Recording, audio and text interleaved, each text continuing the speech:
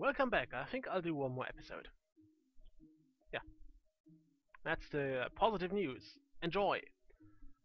Just set my time again. And now we will look into more killing. I also like how this is not a completely linear dungeon, although that would probably improve the safety of my townies a lot. If it were, because then I could just say, okay, this bit is entirely clean. You won't walk into any remaining goblins in here. The way it is right now, this bit seems clean, yes, but there might be something hidden here. Well, not here, but over here. I'm not sure if they get to explore that very soon. I hope so, because those are... That's actually an end. So we have 3 more connections up here. I wonder if that's completely connected, or if it's... Although, okay, here the dungeon was only divided by the river, so... We'll see. There's a lot of fighting going on here. Our heroes should be leveled quite heavily. 23, level 11, level 16. They are leveling quite slow, it seems. Yeah.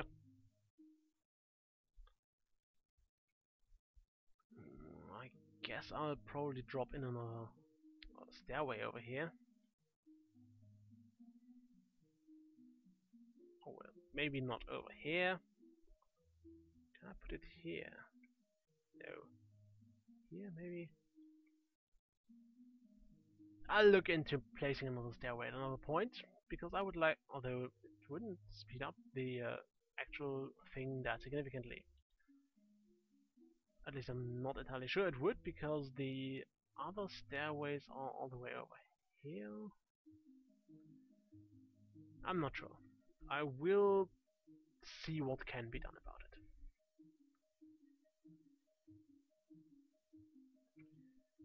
So yeah, we'll look into making more things here. And making more stairways so our heroes don't have to travel that far to kill stuff. I might actually make more stairways near to the already existing ones and just hope we will hit something there.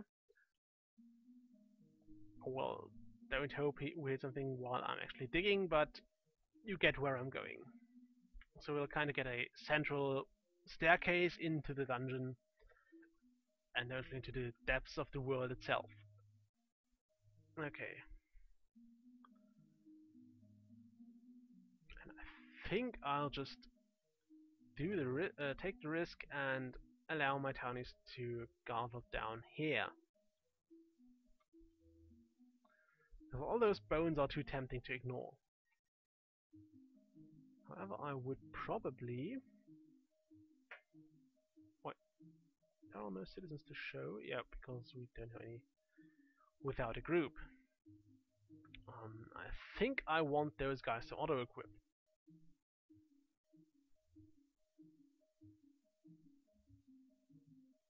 And maybe equip something better. Oh, what's happening here? A caravan, a boat. We'll see if they have the caged animal we need. Let's see what a boat is. Can you see that here? Yeah, there it is. It's a land boat. That's kind of cute. And they have a caged thing over here. So this might be the trailer we've been waiting for like 6 episodes. Which isn't that long, considering we've been waiting for stone that was right under our noses, quite literally, for most of the time. Jungle mushrooms. I think I found those too, so we will need a lot of jungle, because I don't feel like setting up a farm over here. I'm not sure if there are any more froggies spawned over here. There don't seem to be, so we have successfully already extinct the first species on the map. The first 2 if you count toadies. So we are pretty good at the entire human thing. And now let's wait for this boat to arrive. Where is it? If it had taken the river, it would have been here faster. I'm just saying, not that they should have been here faster or something, just saying they would have been if they had a boat that would actually be able to cross rivers without requiring a bridge to do so. I think this kind of bridge thing is generated in all maps. Ooh, the caravan is ready to trade. Okay, we want... We don't want that. That's all wooden stuff, we don't need that. Sheep in a cage. Okay, I'm not gonna buy those 2 sheep. Just because I think I might need them. That wooden door sign. Can I craft those 2? I'll just buy 1, just in case. Okay, they had no other things we want, so I'm gonna sell them all the wooden stuff we have. I'm gonna keep that around because it looks fancy. I'm gonna sell all those wooden longswords and breastplates and helmets and stuff because we don't need them anymore.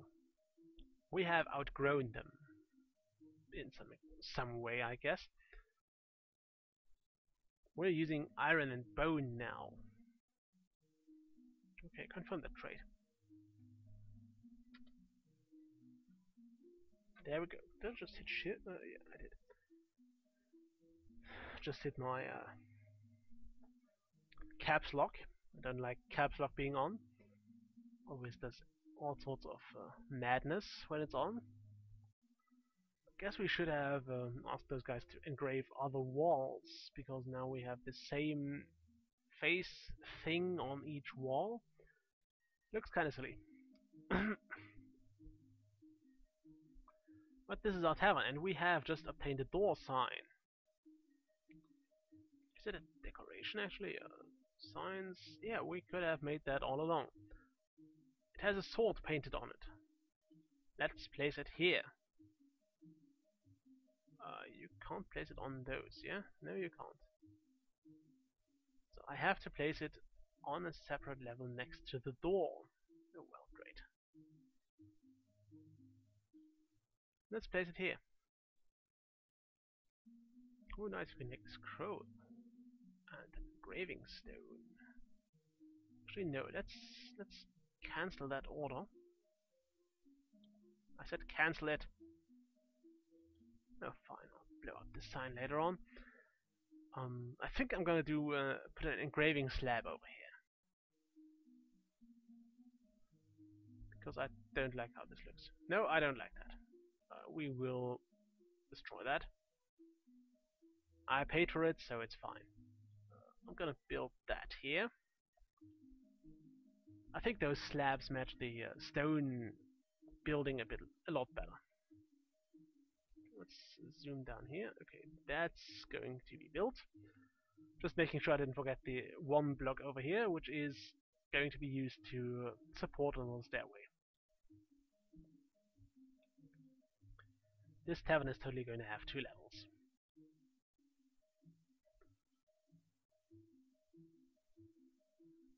Okay, happiness is going down again.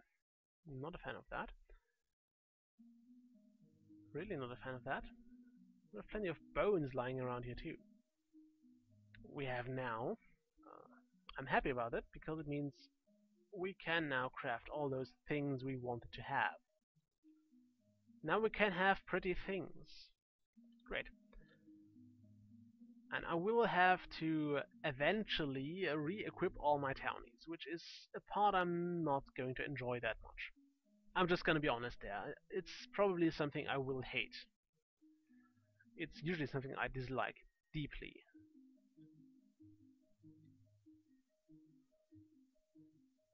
And that's a typical villain behavior. We all go for the hero at single. No, now we don't. Not like they could really hit him anyway, but at least they are not, well, some of them are not going to just wait and stand around and watch while their friends are being killed. Okay.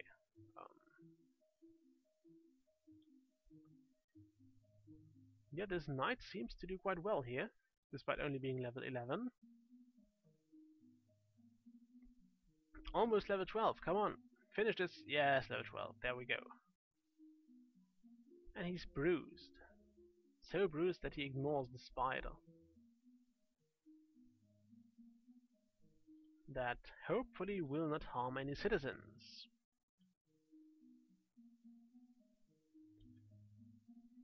Okay, some more action going on here.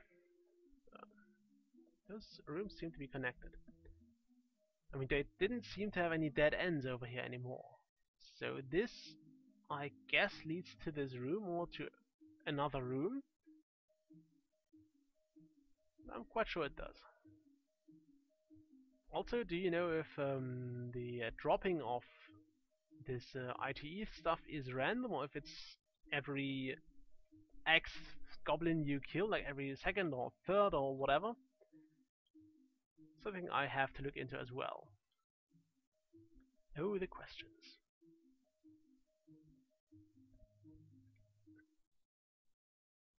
You know, those walls are looking quite fine. Those walls are looking okay as well. For some reason we've been waiting with the windows. I'm not sure why that is. Oh, there's a slab. So now I can name my tavern, and it shall be the Dragon... Alright, I can't do the apostrophe here. Tail Bar. Bonus point if you get the reference. Actually gonna name more of that.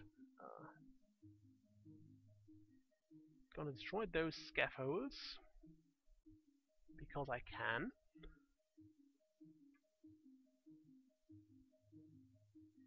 And I really don't think that adding scaffold decay here was a good idea. This is going to be a hospital, and I don't think you will many people actually see that reference, because it's a very old and silly game. I'm not even sure if it's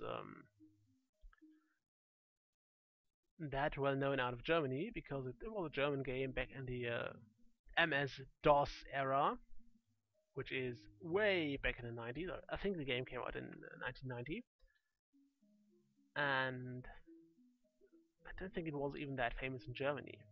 Although that's a period I can hardly remember. But gaming wasn't very popular back then.